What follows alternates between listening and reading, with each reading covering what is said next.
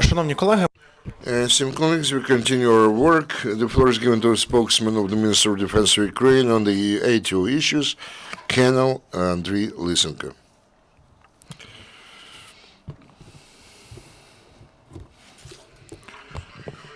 Good afternoon, esteemed colleagues. I would like to offer to your attention the review of the events which took place in the ATO area over the 24 last hours. The number of the armed provocations on the part of the rebels again increased in the Lugansk segment.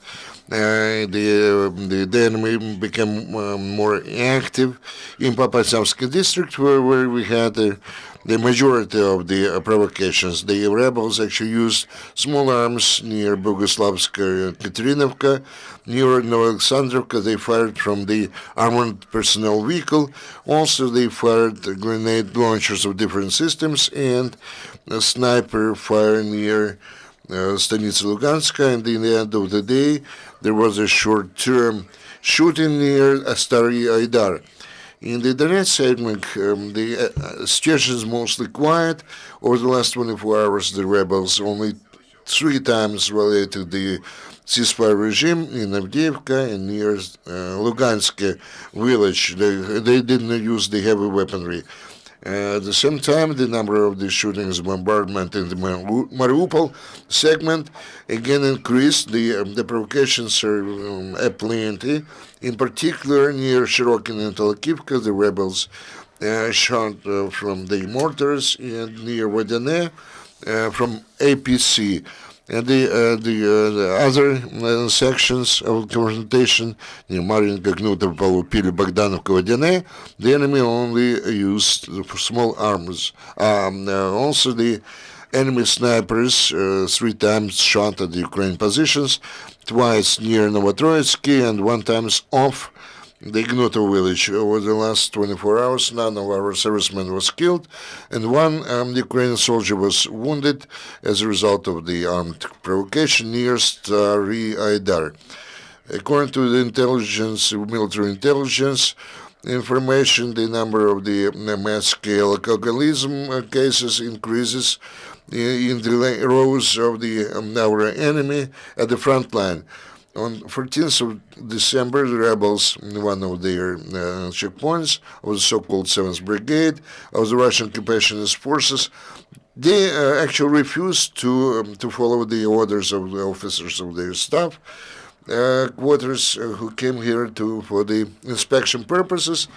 And the drunk occupationists actually threatened to desert, to defect, and that's why they were immediately disarmed. Ukraine also contributes to the delivery of humanitarian aid to the Ukrainians who reside at the temporarily occupied territories.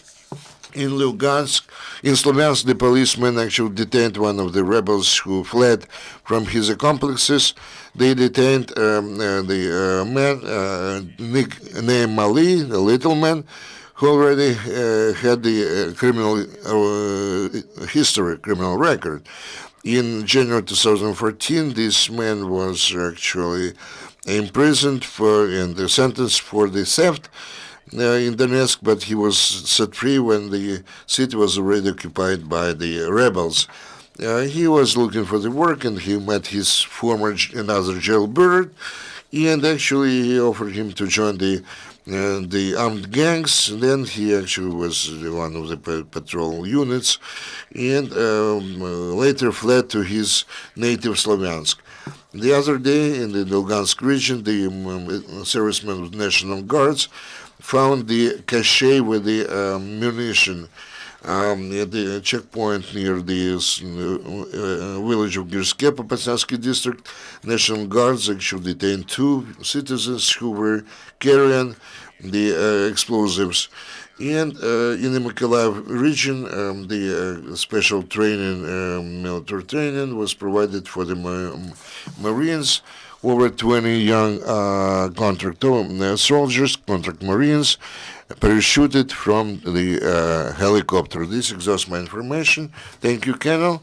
If there are no questions, thank you very much. And this brings us to the end of your briefing. Next briefing will take place at 1400.